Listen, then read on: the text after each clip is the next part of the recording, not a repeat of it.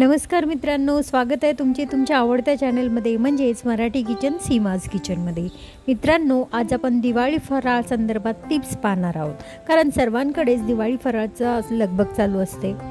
तर मित्रांनो, चला आपण पाहूया आज फराळा संदर्भातील काही टिप्स, म्हणजे तुमचा फराळ या वर्षीचा नक्कीच खूप छान होणार आणि स्वादिष्ट होणार। चला तर मग आपल्या टिप्सकडे वळूया। सर्वात आधी आपल्याला वेळेचं नियोजन करूनच आपण फराळाला सुरुवात केली पाहिजे। ते म्हणजे लाडू, शंकरपाळे, चकल्या आदी करून घ्यायच्या, म्हणजे हे टिकणारे पदार्थ आहेत आणि कमी टिकणारे पदार्थ सर्वात शेवटी करा।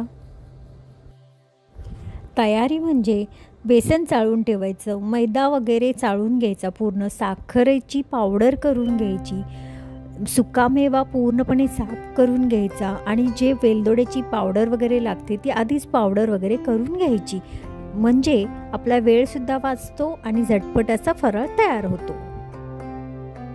आता आपण करंजीबद्दल टिप्स पाहूया। करंजीचं पीठ भिजवताना थोडे तूप किंवा तेल गरम करून घातले म्हणजे करंज्या खुसखुशीत होतात।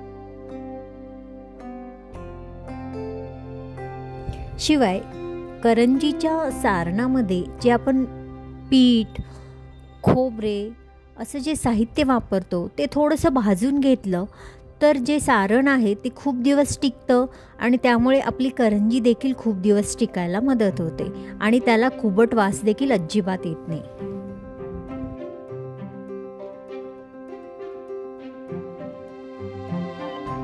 त्याचबरोबर करंज्या तळत असताना तेल तापवून घेऊन गॅस मंद ठेवूनच करंजी तळायची, तरच करंजी खुसखुशीत होणार। मोठ्या गॅसवर तळला तर करंजी बाहेरून लाल होणार आणि आतून कच्ची तशीच राहणार। शिवाय थंड झाल्यानंतर ती एकदमच मऊ पडणार। त्यामुळे मंद आचेवर जेवढी भाजेल तेवढी तुमची करंजी खुसखुशीत होणार। आता लाडू संदर्भात पाहूया। कोणत्याही प्रकारचे लाडू बनवत असताना तुम्ही वनस्पती तुपाऐवजी साजूक तुपाचा वापर केला तर तूप तर कमी लागतेच, शिवाय लाडू मऊसूत होतात आणि चविष्ट देखील होतात।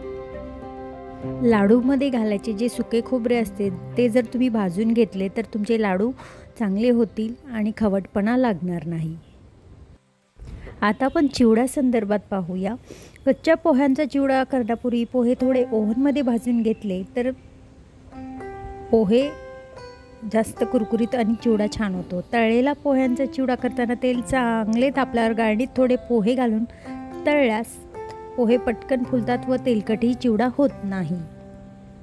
चकल्या तळताना गॅस मंद ठेवावा आणि मगच चकल्या तळाव्यात, म्हणजे कुरकुरीत होतील।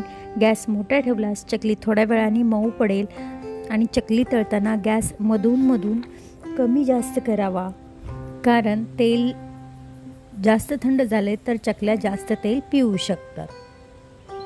शंकरपाळे करताना त्याच्यामध्ये तूप गरम करून घातल्यास शंकरपाळे जास्त दिवस ताज्या राहतात आणि एकदम खुसखुशीत होतात। आणि जाता जाता सर्वात शेवटी साठवणुकीविषयी टिप्स, हे जे आपण फराळ करतो ते एकदम एअरटाईट डब्यामध्ये तुम्ही ठेवले, वेगवेगळ्या ठिकाणी ठेवले तर तुमचा फराळ नक्कीच छान राहतो, शिवाय मऊसूतसुद्धा पडणार नाही। आणि छोटे छोटे पॅकेट्स जर तुम्ही करून ठेवले फराळाचे तर आयत्या वेळेस तुम्हाला हे पदार्थ तुम्हाला ट्रॅव्हलमध्ये सुद्धा नेऊ शकता।